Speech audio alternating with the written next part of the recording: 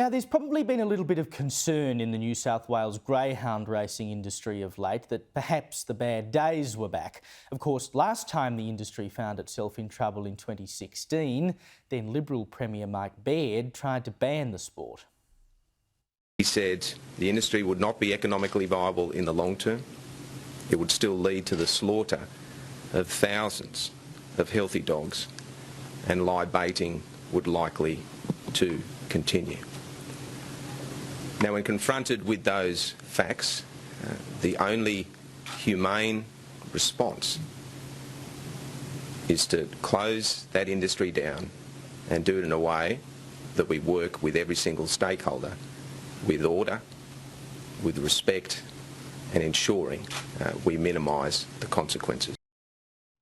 And well, we all know how that went. 3 months later, after facing massive political heat, particularly from within his own coalition, that ban was gone.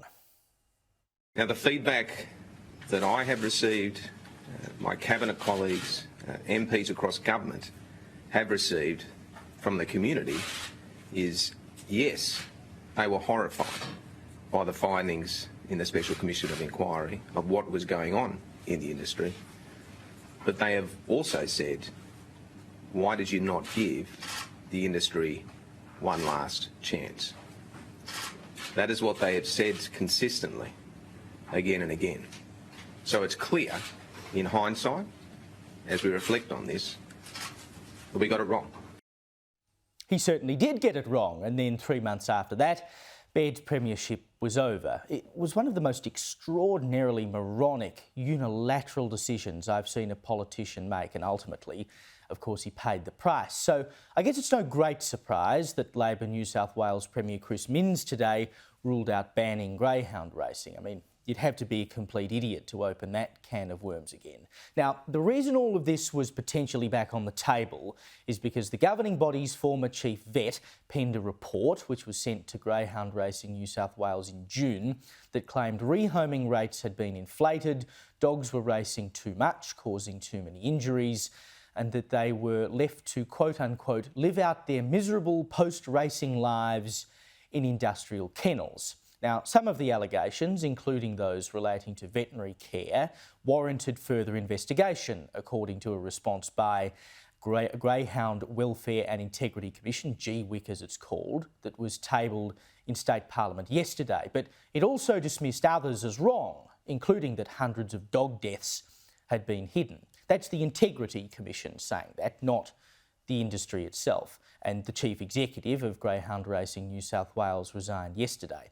Now, I know not everyone is that interested in greyhound racing. In fact, the vast majority of people probably aren't. And I'll declare, as many viewers would know, that I have owned racing greyhounds and I still have one.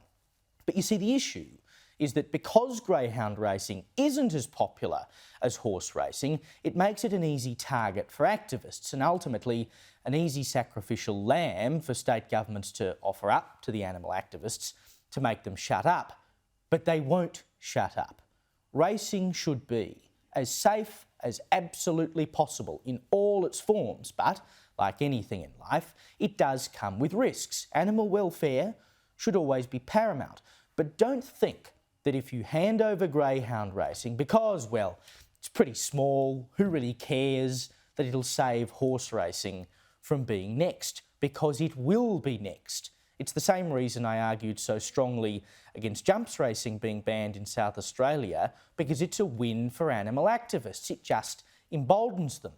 And again, I'll declare that I have jumps horses that run in Victoria, because of course that's the only place that still runs jumps races in this country. And speaking of South Australia, they ran an inquiry into greyhound racing last year and appointed an inspector this year. Premier Peter Malinauskas has said that the industry has 2 years to clean itself up, otherwise it faces the prospect of no longer being able to enjoy the social licence and the government support that is required for it to be able to operate.